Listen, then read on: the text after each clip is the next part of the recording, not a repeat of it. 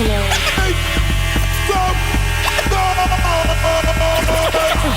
Podcasting since 2005. You were listening to Gamer Tag Radio with your hosts Godfrey, Pete Rock, Paris, Pasta. Come on. Yeah.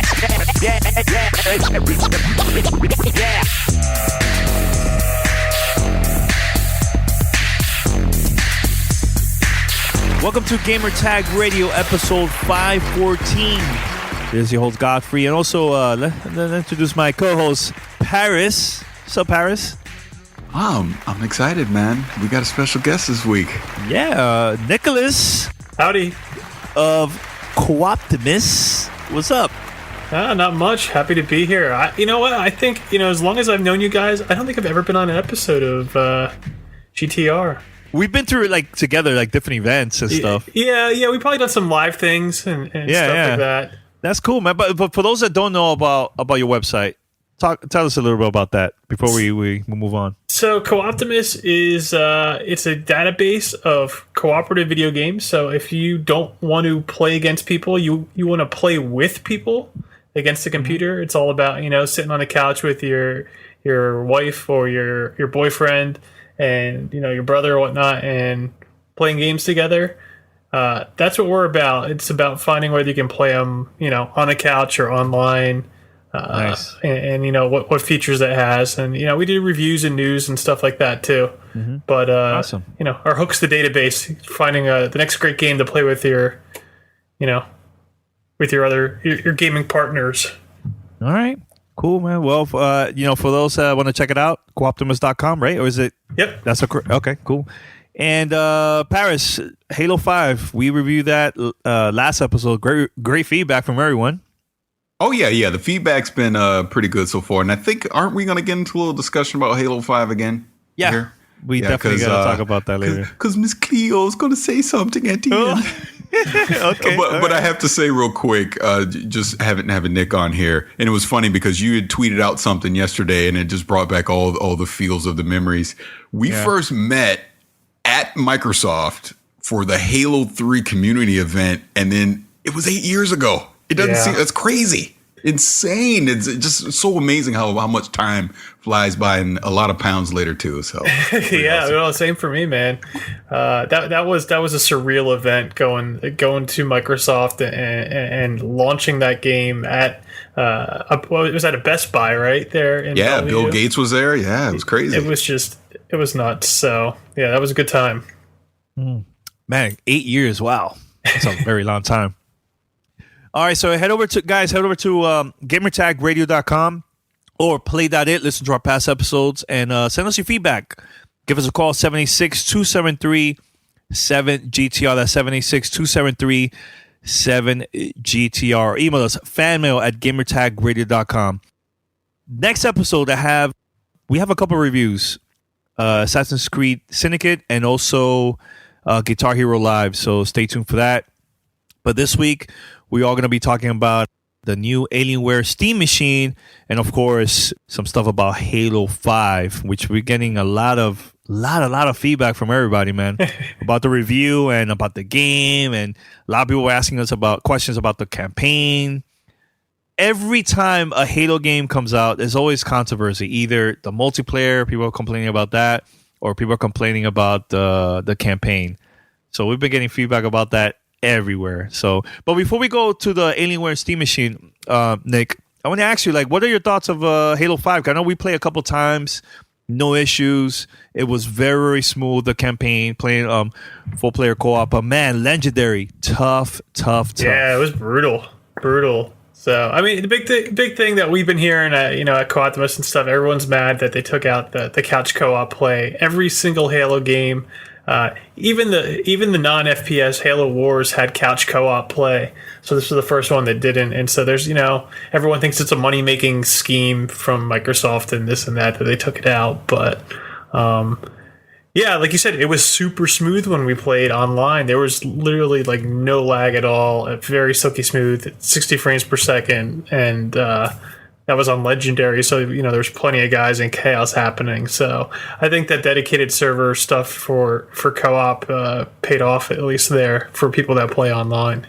Well, let me ask you, what are your thoughts of the campaign? Because I've been going back and forth, reading the reviews, and like I enjoy the campaign, right? But I can understand for those that, let's say, never read the books or they never got to play previous Halo games, it could get really, really confusing, and while playing the campaign.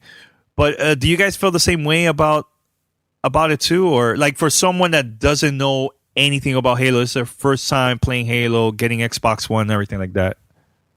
I mean, yeah, it definitely wasn't the smoothest kind of transition. There was no like previously on Halo kind of a thing. So if you weren't familiar with even Halo 4, or the universe, you're kind of left in the dark a little bit. And I said this in my review on Co-Optimus, actually. I felt like a couple missions, even from mission to mission, like we were missing something. Like there was almost like a mission was cut, or a cutscene wasn't there, or something, just to kind of transition what was happening. So, out of all the characters, I like the most Buck out of everybody. Like, I don't know, for some reason, I got this like good vibe, and it was like certain things he was saying it was kind of funny and everything. But like Locke, there was no connection. But I understand why they went this way, and I think that maybe in the future they probably will release like 2 different Halo games now with Locke's crew and Master Chief, and you know what I'm saying? Like maybe it's that. It's just me like thinking like that might happen, but at the same time, it's like I had a great time playing the campaign. Yes, the story is not 100% perfect, but I had a great time, and I think that a lot of people are like, I was telling this to Paris, like on our private chat and stuff. Like, I feel that out of every Halo game, Halo 2, people complain about the story. The ending was ridiculous, which I didn't like it, But to this day, that is the game that everybody always talks about out of all the Halo games. And it's because the online, multiplayer-wise, it changed online gaming forever, Yeah. I was not impressed with the multiplayer of Halo 3. Story was okay. I think Reach to me was like one of my favorite campaigns, I think, out of all Halos, Agreed.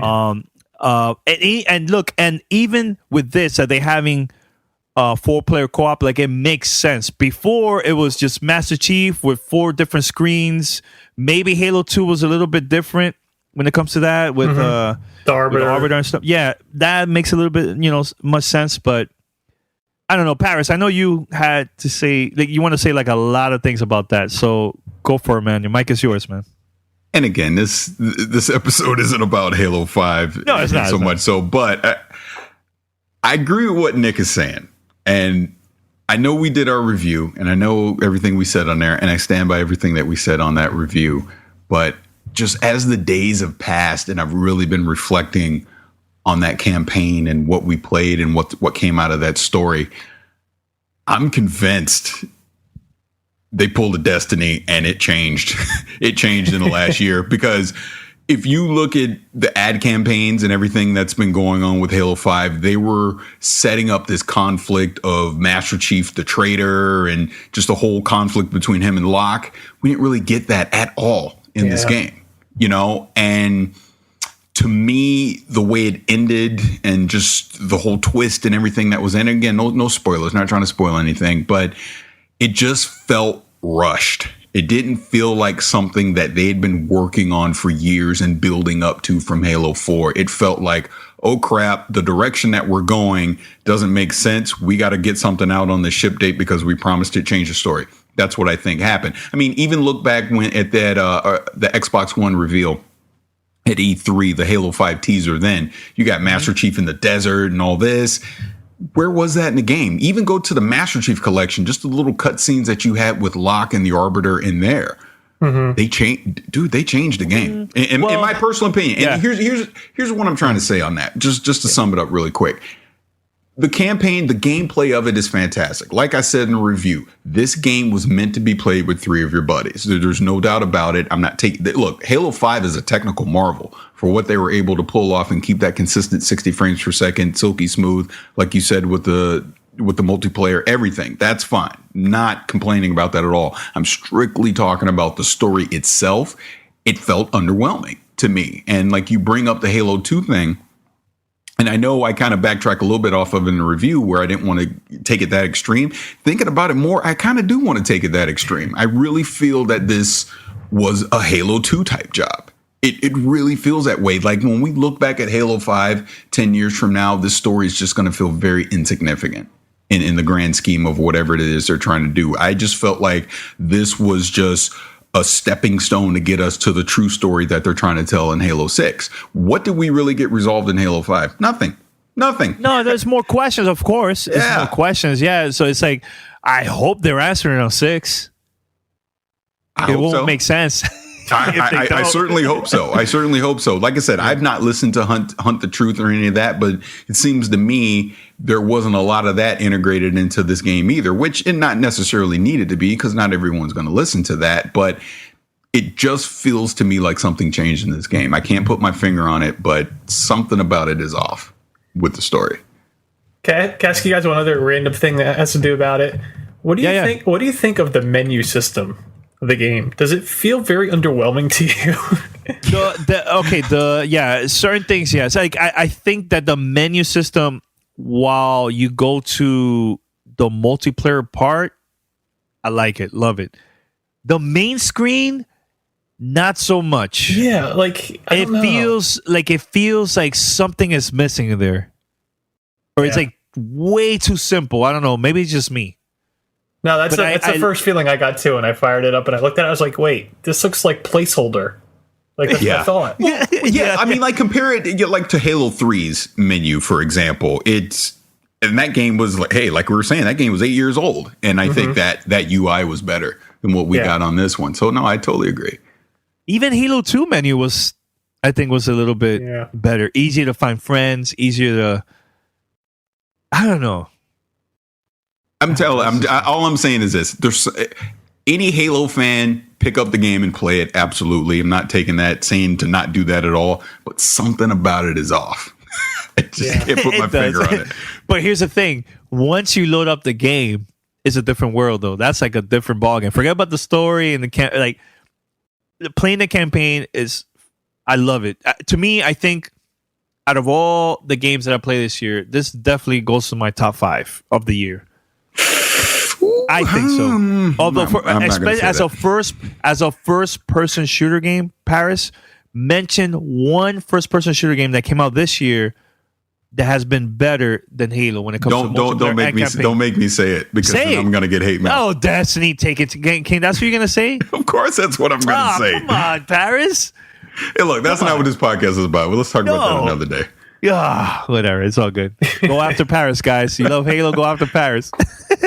Welcome to Play It, a new podcast network featuring radio and TV personalities talking business, sports, tech, entertainment, and more. Play it at play.it. This is Gamer Tag Radio. Voicemail 786-2737-GTR. Your season-long fantasy football team may be going strong, but you don't have to wait until week 16 to get paid. Put your fantasy skills to the test every week this season at DraftKings.com, America's favorite one-week fantasy football site. 1 week fantasy means no season-long commitments. Got an injured player? No problem. It's like a new season every week, so you're never stuck with the same players. And get this, DraftKings is crowning a new millionaire every week this season. You could turn your love of football into a life-changing payday. Just pick your players, pile up the points, pick up your cash. That's it. Believe me, you've never experienced football like this before. This isn't fantasy as usual. This is DraftKings. Welcome to the big time. And like we've been telling you guys all season, folks, NFL is finally here. It's football time. We're ready to go. You don't have to be stuck in your typical fantasy draft leagues. You can do DraftKings, and every week is a new week. So I'm super excited to get this going now. So let's get into some DraftKings. But before you do, hurry over to DraftKings now and use our promo code GamerTag to play for a free shot at $1 million in this week's Millionaire Maker event. Enter GamerTag for a free entry now only at DraftKings.com. That is DraftKings.com. Once again, DraftKings.com.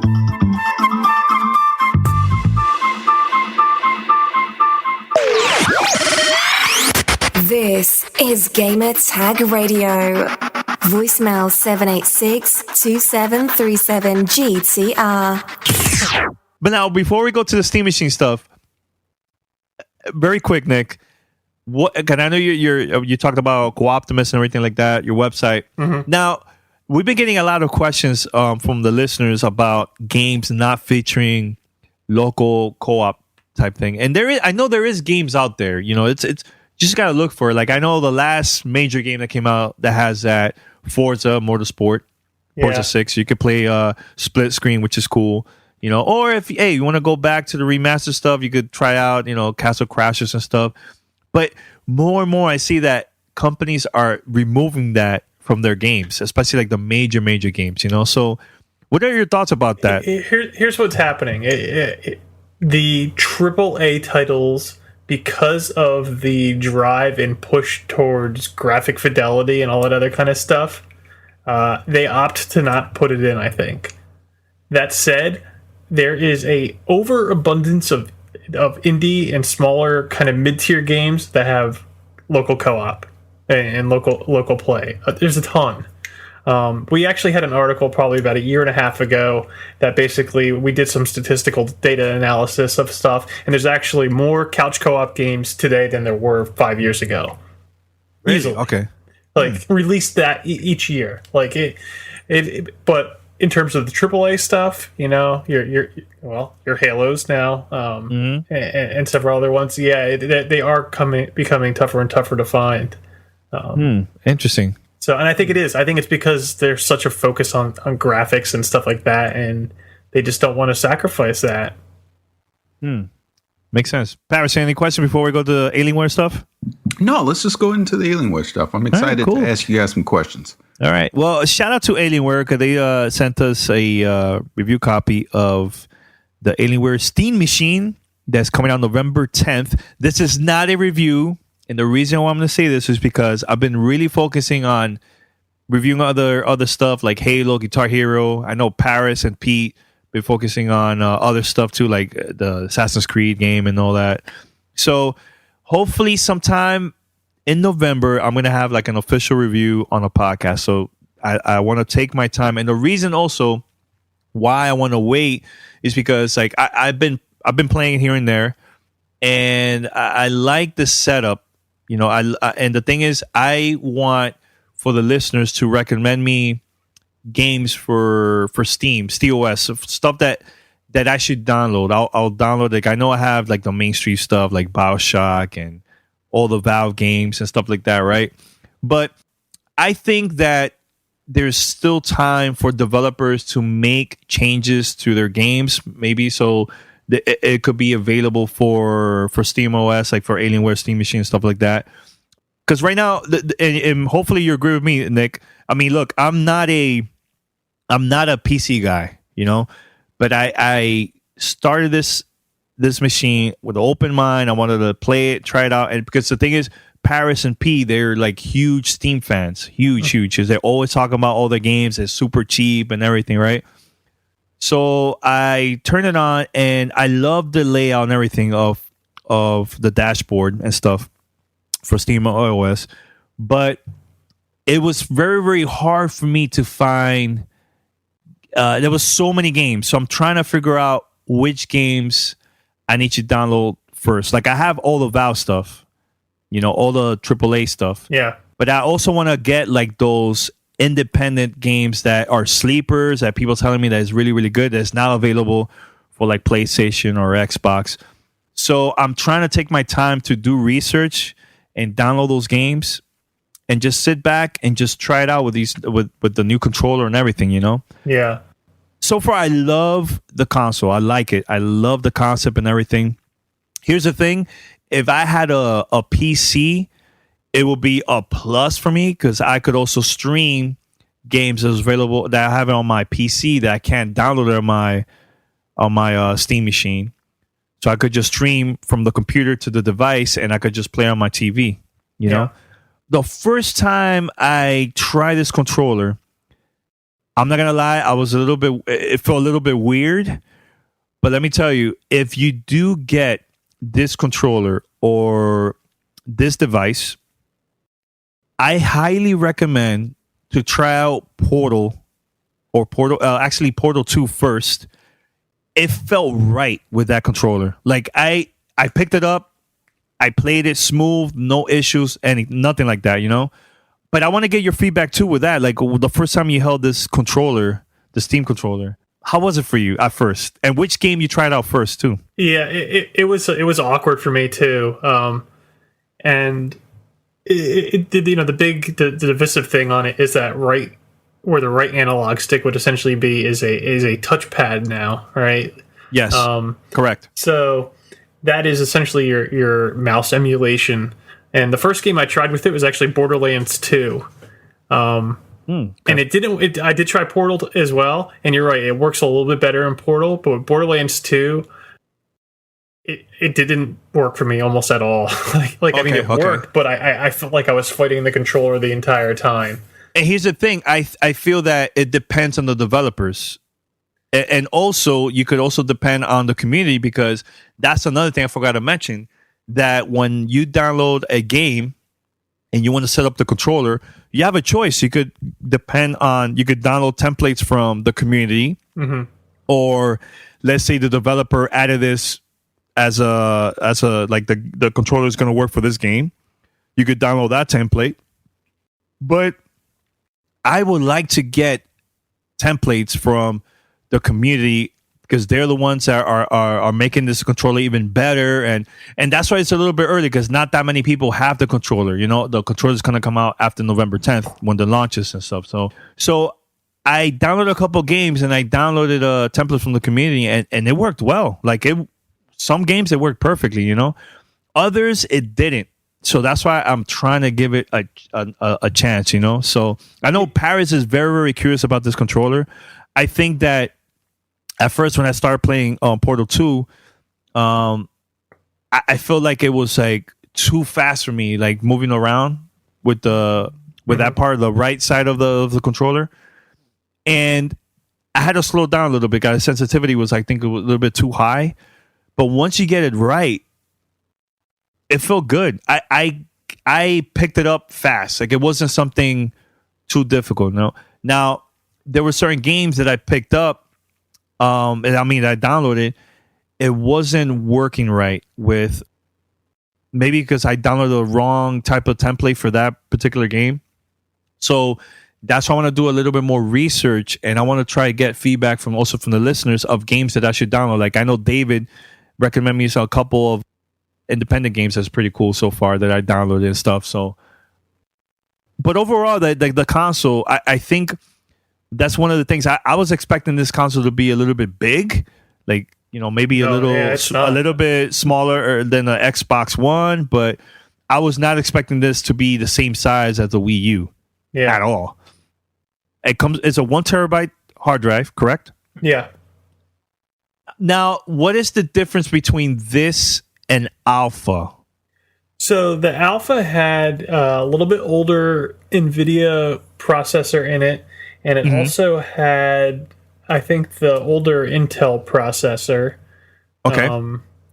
And then I think the base configuration is like 8 gig of RAM, where the Alpha started at 4. So it's slightly beefed up specs over last year's model. And the Alpha was the one that basically they had with Windows 8.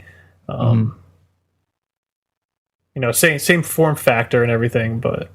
Did you also connect to your Xbox 360 controller? Because I did, and it worked. It worked perfectly fine. I did. Yeah, so I'm probably just real quick. I mean, I'm probably in a different boat than you. So I'm a big PC gamer. I already have a Steam library of almost 700 games. Oh, there you go. He is a huge fan. There you go. So I got to, I tested out the streaming stuff. It's kind of nice. It integrates your library with what you have on your desktop PC, with what you have installed locally. It gives you the option to stream or play the local version. Graphically wise, like I said, I played Borderlands 2.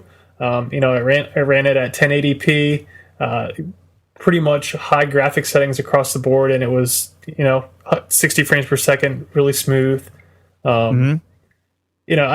an impressive little machine for sure, and I think for the bulk of people, there's plenty of content to play on it. Of my 600, I think I'm close to 700 games. There's about 250 of them that can be played natively on the box. So a little bit more than a third, almost close to half.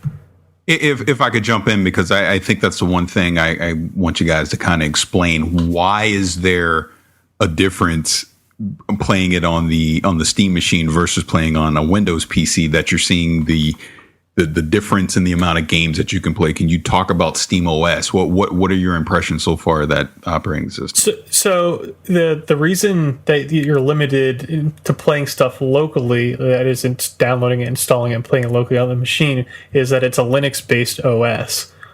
In terms of the interface, it is now identical to Big Picture mode. If you use Big Picture mode on your PC ever, it is nearly identical. There's a few little things here and there, things with like the controller configs and how stuff is installed, that you're going to see some messages, but interface wise, it's nearly identical. So, and I think, Paris, you're a Civilization fan, aren't you? Oh, yeah. As a matter of fact, it's funny, as you've been talking, I've been going through the SteamOS games that are available, and I was looking at it, I was like, oh, yeah, it actually 5 works really well with the controller. And that's what I actually hear. the game that I thought has worked the best so far. Yeah. Oh, really nice. Which ironically enough, that's kind of, for me, that's kind of the system seller on the controller. If I can sit on my big screen and play Civ 5 with that controller, I'm in. You got me. It's worth the $50 just for that. I was actually thinking about downloading that game too, because I was of course browsing the web, trying to figure out other people that also got this controller and also this Alienware Steam machine and stuff. And I've been noticing a lot of them were always showing that game on their video reviews or on their written reviews and stuff. Oh. So I'm like, okay, you know what? I'm gonna pick up this game. I played the ones in the past. I just I never downloaded for this, so. Now, a couple questions. So one thing, I don't know if you have Shadow or Mordor. I've heard that Shadow or Mordor, whatever the Steam controller template is for that, works very well. It's very playable. But question I have is on the Alienware itself, because I saw the specs on Godfrey's machine. So it was an i3. Like you said, you had 8 gigs of RAM. Mm-hmm. And that GPU, have they defined exactly what that GPU is? I know it's an NVIDIA set, but it's custom, isn't it? I couldn't find if it's like a 960 or what the equivalent is. That's my guess. Is kind of what it's about, like a 960-ish thing. But that's what I was thinking too. I was like, it's got to probably be a 960, maybe 970 if they're pushing it. But like you're saying so far, so playing native games on there, not streaming, you are able to hit 1080p. Are you getting 60 frames per second? I did it in Borderlands. Let's say I've installed Borderlands, Counter-Strike, the newer Counter-Strike.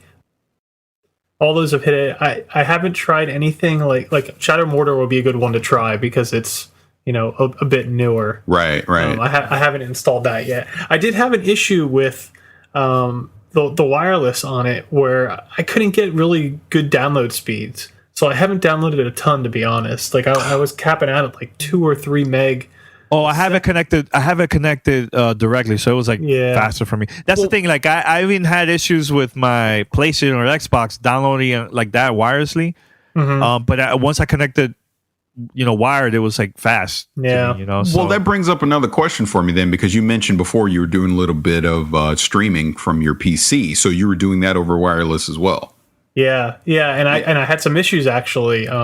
with it because of that. So I haven't hardwired it up yet to test to see if that alleviates it, because I've done streaming to like my MacBook on my couch, for my PC, and it's been pretty smooth. And I also have an NVIDIA Shield, and I've used that for streaming within my house over wireless, and that's pretty smooth too. So I don't see any reason why it couldn't. It's just maybe bad luck in the placement of where I had the device in my entertainment center or something like that.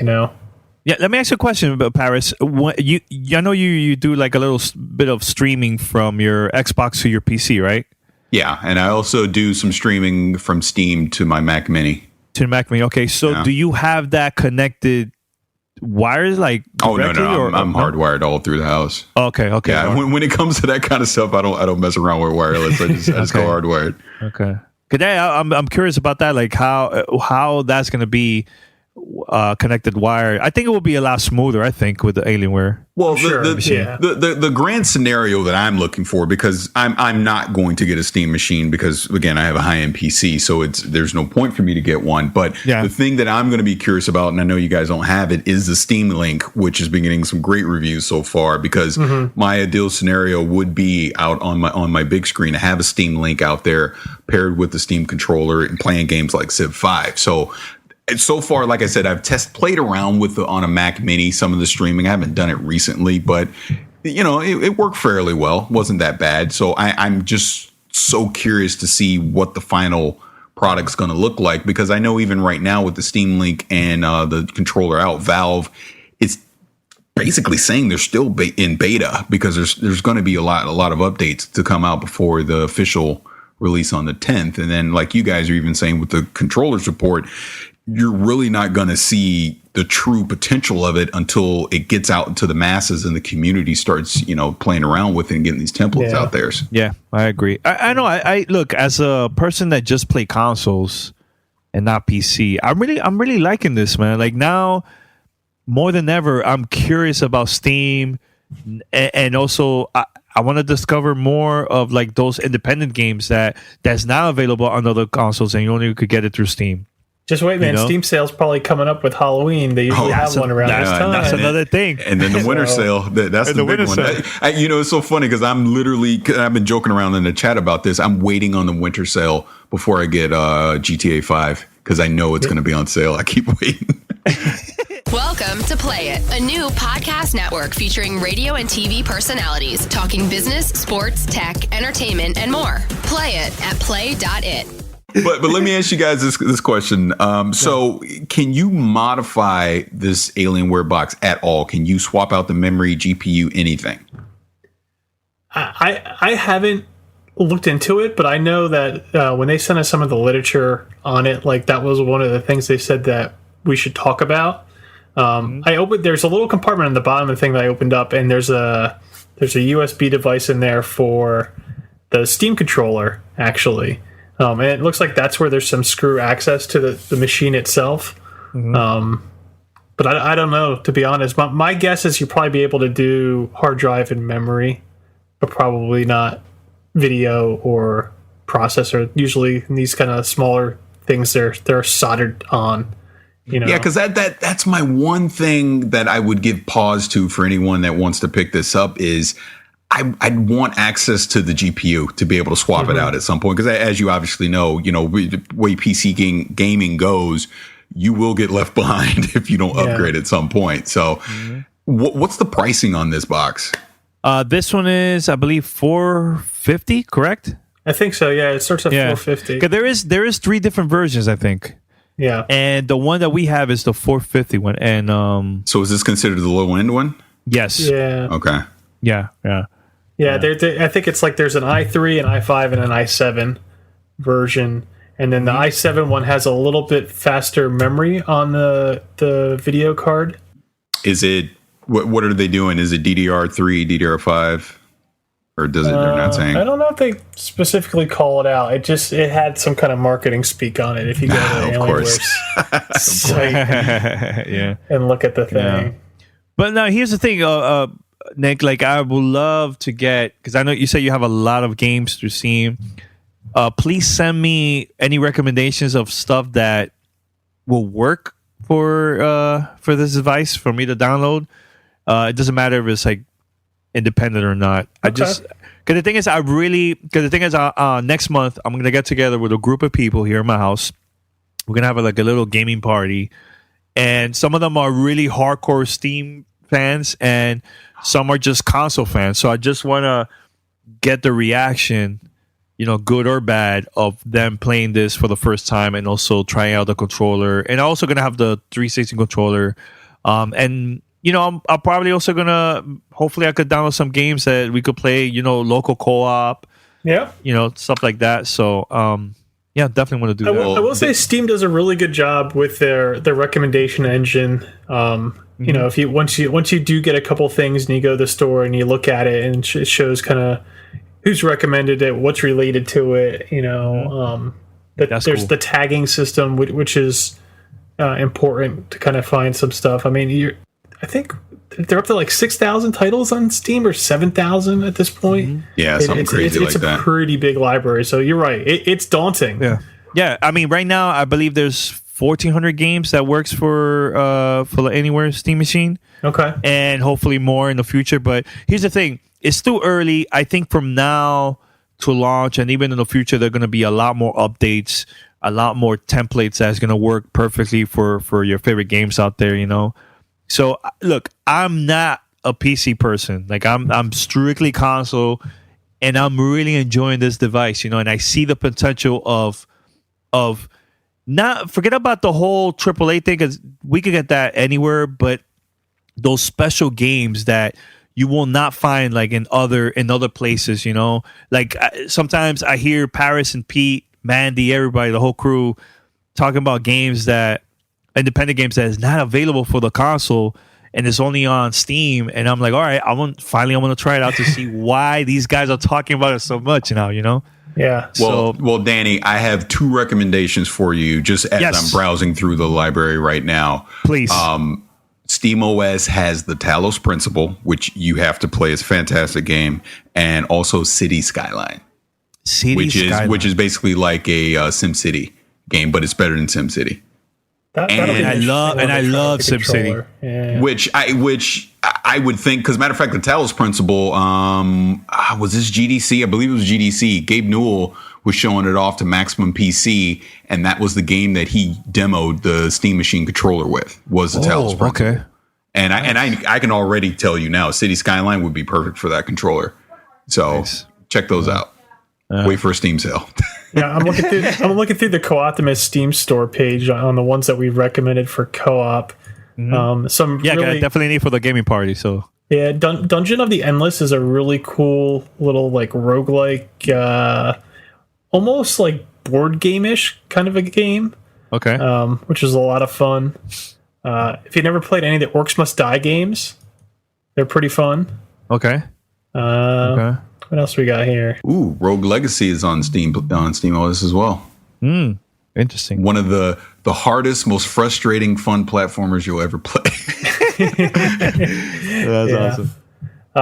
The Trine games, I think they're supported. Yeah, Trine's on. I'm looking at it now. Yep. Yeah. Well, I have a big surprise for our listeners. So here's what we're gonna do. I want for those, I love doing fan mail every week.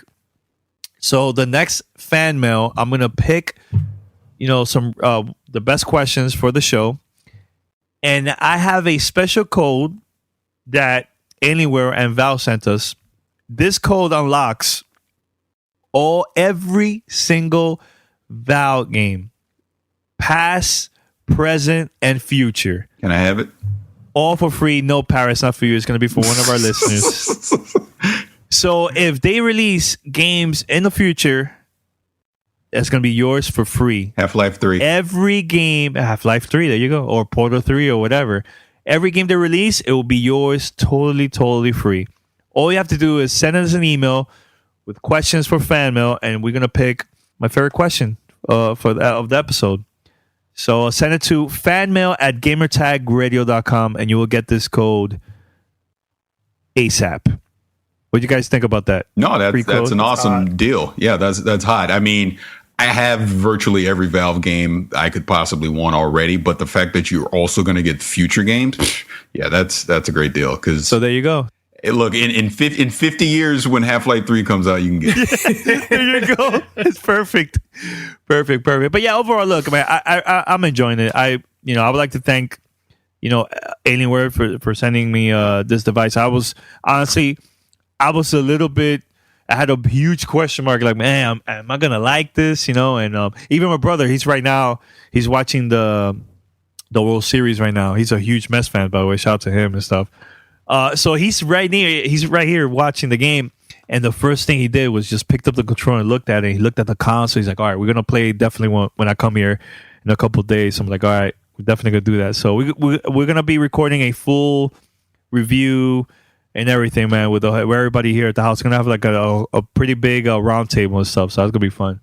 So Nick, man, any last thing you want to say about Alienware Steam Machine before we wrap it up? No, I'm kind of in the same boat as you in terms of I need more time with the machine just to get some more impressions and stuff. I mean, they're updating it every day. It seems like there's OS updates, controller firmware updates. So once it launches on November 10th, then we'll see the state of things. I think that's a pretty good plan to have. So yeah, and I see the potential. Like that's the thing that I wasn't seeing before when they announced this years ago. I was like, yeah, whatever.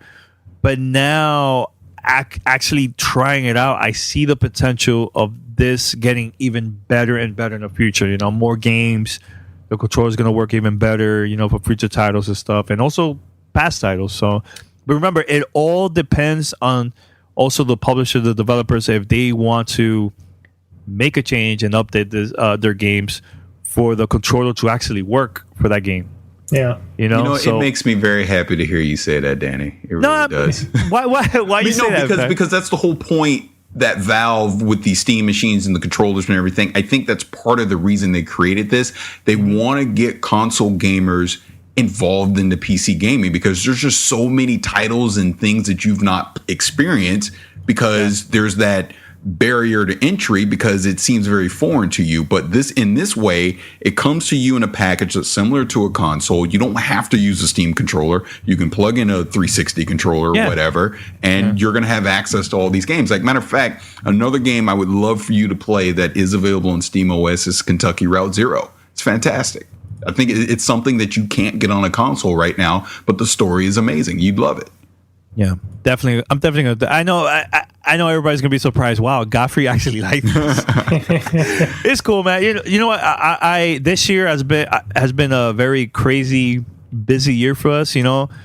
But I noticed that all of us have been really open with like other games. Like P was always focusing on just one game for years, and he will play other titles, but he had that one game this year, and even last year. I've been trying out different games, man. I just want to like enjoy different type of gaming stuff, Absolutely. And I think that's to me as a fan of gaming, I think that's very, very important, instead of just focusing on just one thing, so now but before Nick goes, I have to ask this question, and this has nothing to do with Steam Machine. This is actually about Xbox One. Do you have the new dashboard? Are you in that beta? I literally just got it before I got on this call on the show. I clicked around a little bit, and then I was like, okay. Nick, I have a lot of complaints about that's my point, because you brought up how Valve has been updating everything, and the official launch is on November 10th, and then we'll see. Microsoft is kind of in a similar boat because we've been messing around with this dashboard here for the last month or so, and they said November 12th. That's the official date. It's going to be out. I can tell you right now, 3 weeks out, I don't know how they're going to do it because it is a hot mess. That's what I've heard too. Man. That's disappointing. Like at first, I had the dashboard, and then I was playing Destiny with some friends, and the party chat just disconnect and then connect back, and I got disconnected again. And even when I talk to connect, like Xbox on, it takes a couple seconds later to recognize my voice, and then it turns on. Ever since the update, right? And even when I load up like the TV section, because it automatically, as soon as it turns on, it will show that. Sometimes it doesn't even show. It goes straight to like the main dashboard, and it will say guide. I'm like, wait a minute, where's my TV stuff? I haven't had this issue before. It was, you know, and then they made a new update, so everything was perfectly fine. But then I go to the ESPN app and I'm watching Monday Night Football, and now the app has gotten even worse. Yes, because of that update. And honestly, look, I don't like this update at all. Hopefully they could fix it from now to then, but I just don't see it, man. Yeah, I'll be curious to see what you think since you just installed it. But like you say, I'm to the point where, because the way my setup is right now, I run my television, my cable box and all that through the Xbox One. So that's how my family watches TV out there, right? Right. It's so buggy.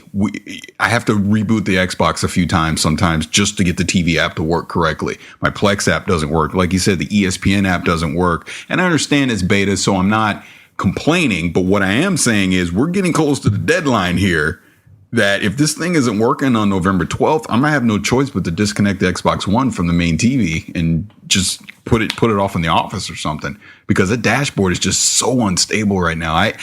Like I said, I don't know how they're going to do it in 3 weeks. I will applaud them if on launch day it works correctly, because I'm not seeing it right now. Here's another complaint I have to say. Sometimes, let's say Xbox Live is not working. Let's just say it's shut down. And I turn on the Xbox and I have this dashboard coming up. All the games that I have as like my pins, none of them shows up. None of them. Like zero. Yeah. Right? And it's a mission for me. I have to go to my apps and my games. It's just I don't know. It's just a mess. Before, let's say Xbox wasn't working, it was perfectly fine. I easily would find my game and just play it and no issues. So I don't know, man. I'm a little bit nervous. I'm not happy with this update at all, man. So yeah, Microsoft, that's for you. One more for Nick. I got one more for Nick. My God. Look, hey, look, he ain't been on it 8 years. I got to ask him, right? So, all right. The Xbox One Elite controller, is it worth the $150? Is this something that you'd get? I am torn. I see it and I want it, but $150 is... Yeah, that's where I am. Same thing. $150. A lot of people have been getting it today. People that I know. Yeah, it's crazy. It's even like sold out. listeners. Yeah. Even listeners have been buying this like crazy. And then on Twitter, I read Chippy D from Cheap Ass Gamer. He posted that 2 different Best Buys sold out in New York City. I'm in shock. It's $150. Everybody's the next esports champion. They need their... I don't know. Oh my God, that's true. That's the only I can figure. And that's been my main issue, because, like, you know, Pete, we've been arguing back and forth. He was like, "Of course you got to get it." Blah blah blah blah. I'm like, but dude, I'm not an esport person. I'm not competing. Why would I spend $150 to get a controller that makes me slightly worse than I already suck at? You know what I mean? It's like, I'm not spending that amount. So, you know what, Paris? I heard great things about the controller, though. No. Don't get me wrong. Like Nick said, I look at it. I want it. Trust me, I want it. I just can't wrap my head around spending triple the price I would normally spend for a controller. That's 3 games or even more. Yeah. And with Steam, you could even get even more to the cheap prices. Yeah, Exactly. maybe if it was $100, it'd be a little bit easier to justify. But $150 is like, you know what, $80 to $100. I see that. I could spend some $100 to get that controller. But man, $150, that's a lot to me, man. Man, that's a Wii U. There you go. That's crazy, man. No, but honestly, Paris hit me up earlier today before we wrap it up. He was like, Godfrey, I'm in shock. How many people actually bought this? yeah, He was not expecting that. And here's the thing, too. Like, I've been noticing now publishers and companies are announcing they're going to have their own esport type company. You know, Activision, and now PlayStation is probably going to be doing one, too. yeah. That's the hot thing now, Paris. We're all dinosaurs, man. We can't. No, I know, and I'm about to go extinct because I can't afford $150 for a controller. That's all I'm saying. Oh my God, I don't know. I feel like a pro playing with my Timefall controller, man. So I'm good playing that with Halo 5. So I'm good, man. All right. So Nick, one more time, mention your website, man, so people can check it out. All right, they can check it out at cooptimus.com. It's co-optimus.com. And it's everything co-op gaming. Come check us out. And we've been getting a lot of emails about split screens and local co-op, online co-op. This is the perfect site if you want to get like recommendations for games. And they review a lot of games too that is just for that. So Nick, I love that concept. Not that many people are actually doing that, so it's pretty cool, man. Props to you guys, man. Thank you, man.